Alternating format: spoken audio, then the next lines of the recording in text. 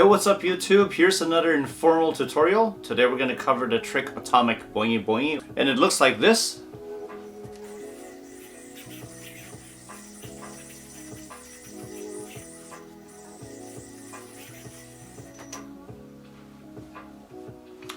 I'll change the camera angle so hopefully it'll look a lot better, and I'll try to explain the different techniques and the different step-by-step way of approaching how to get comfortable doing this trick.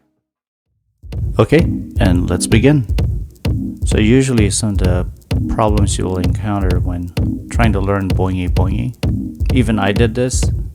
I was trying to move the yo-yo forward, back and forth between the front and rear of the string. This is kind of like a very over-exaggerated example, but that's what I think realistically I was trying to do, as much as how anybody would start learning Boingy Boingy. Probably the most common is this one, where with your throw hand you're trying to just bounce back and forth, like frontwards and backwards. But the best way to first really get to understand the motion is that you're not trying to move the yo-yo forward and backwards.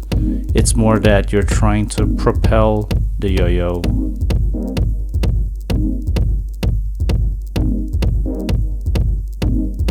And here's what the trick is supposed to look like.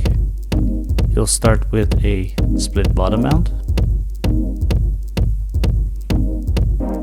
So after you do the split bottom mount,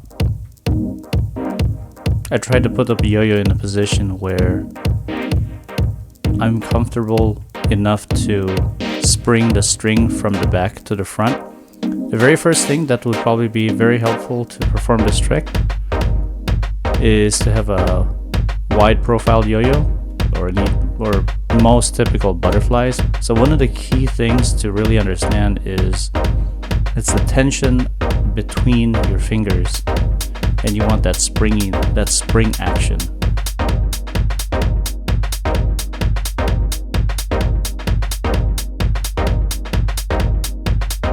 I'll throw an undermount, wrap the string around the bearing. Although this is the opposing hand, it's the non-throwing hand, which is not the hand that you'll be using to perform Boingy Boingy for that bounce back and forth.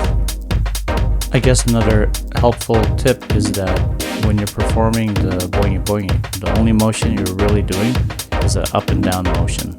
Another way to hopefully get the feeling and the sequence, the timing of how you'll be going up and down on your throw hand is what I do with a Mach 5 Boingy. So when you're in this position right now, I'm actually pinching the top, all the strings. You're trying to learn this sequence of up and down motions. Another tip is, because when you're doing Boingy Boingy, the triangle that you're in right when you're in that split bottom mount is a pretty big triangle, especially if you're playing with a very long string. You want to make your triangle a little bit smaller. I'll do a few swings. So now you'll notice that the triangle on my split bottom mount is a bit smaller. That makes it easier for me to be able to perform Boingy Boingy. So now I'm positioned in front of the camera. So what I'm trying to show you is that my throw hand actually doesn't deviate left or right at all, because when you start doing that or even start twisting, your yo-yo is gonna start pushing towards a different angle, which will increase the chance of your yo-yo missing the string. If you notice, I'm trying to line up all those strings that I have there, all lined up really closely. And then on my throw hand, I'm only moving up and down.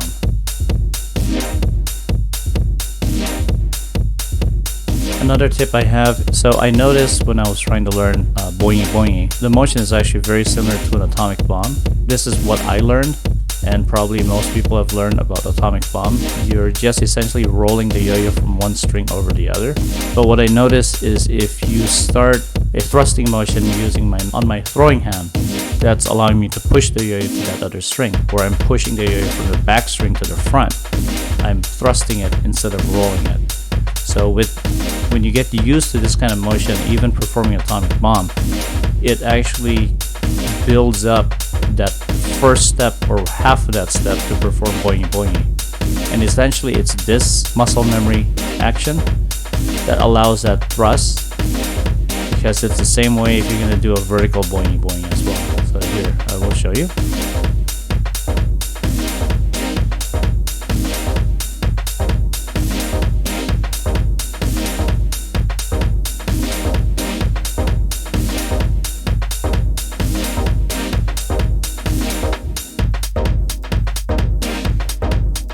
So if you notice, every time the string is either hitting on the back string or so it's when it's going backwards and hitting the back string, and then whenever it's going forward hitting the forward string, you'll notice that my hand is actually at the my throw hand is actually more of a down position.